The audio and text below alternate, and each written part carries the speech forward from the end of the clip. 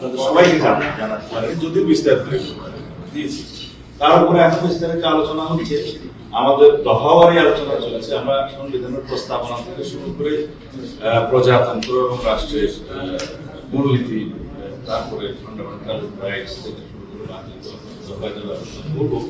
বিস্তারিত আলোচনা করে কত ব্যক্তি অগ্রগতি দিয়েছে সেটা আপনারা পরে জানতে পারবেন। কিন্তু মোটা দাগে বলতে পারি, সংবিধান সংশোধনের বিষয়ে যে সমস্ত মৌলিক প্রস্তাবগুলি সেই বিষয়ে আমরা আলাপ আলোচনার মাধ্যমে চেষ্টা করবো একটা জায়গায় আসার জন্য। আর যে সমস্ত বিষয়ে আমরা একমত হয়েছি সেটার সংখ্যা আছে, আপনারা জানেন যে সেটার সংখ্যা খুব বেশি না, 25টার মধ্যে। তারপরে 25টার কাছাকাছি কোনো আংশিক একমত আছে এবং অন্যান্য বিষয়ে মন্তব্য প্রস্তাব দিয়েছি। কিন্তু বাকি অধিকাংশ বিষয়ে স্প্রেডশিট আমরা তখন করতে পারি।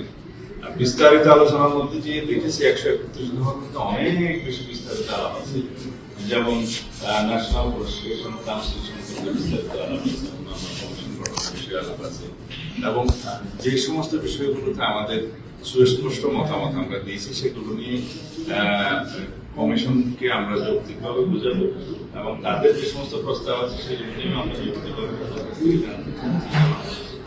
যেটা যৌক্তিক সেটা জাতির কল্যাণের দিকের উপরে আমরা সেটা অবশ্যই বিবেচনা করি। আসি এই জুডিশিয়ারি, দেখা গেল জুডিশিয়ারিতে প্রায় অল্প স্প্রেডশিটে মতামত দেওয়া হয়েছে, যেখানে আমরা মনে করেছি যে আমাদের অনেকটা মিসলিড করার মতো হয়েছে।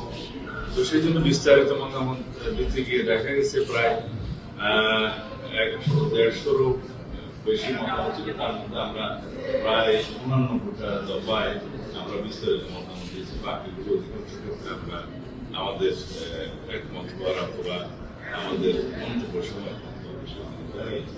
কিন্তু এখানে দেখা যাচ্ছে যে সমস্ত বিষয়ে হ্যাঁ না জবাবের জন্য যে সিট দিয়েছিল ওখানে উল্লেখ আছে, সেখানে আমরা বিস্তারিত রিপোর্টে গিয়ে দেখলাম বিস্তর ফারাক। এই যেমন বলা আছে যে আর্টিকেল 95 সংশোধনী ব্যতি রেখে এখনই যদি বিচারক নিয়োগের প্রক্রিয়ার জন্য বিচারক নিয়োগ অধ্যাদেশ জারি করা হয়, যেটা করেছে এবং হাইকোর্টের চ্যালেঞ্জ হয়েছিল জানি, সেইটার ক্ষেত্রে এখানে বর্তমান সংবিধানের অবস্থা বহাল রেখে বিচারক নিয়োগের অধ্যাদেশ এবং তার অধীনে কমিশন গঠন করার প্রস্তাব করা হয়েছে। যদিও আইনটার মধ্যে লেখা আছে যে কাউন্সিল, কিন্তু প্রতিবেদনে এখানে সংস্কার লেখা আছে। যাই হোক না কেন, সেটা তখন পর্যন্ত আনকনস্টিটিউশনাল হবে যতক্ষণ পর্যন্ত কনস্টিটিউশনে গৃহীত না হচ্ছে, কারণ ওইখানে সেই অধ্যাদেশ করার মতো ক্ষমতা জুডিশিয়ারিকে এখন দেওয়া হয়নি। মোরওভার আর্টিকেল 116 অ্যামেন্ডমেন্ট না হওয়া পর্যন্ত অধস্তন আদালতের নিয়ন্ত্রণ ক্ষমতা নেওয়ার জন্য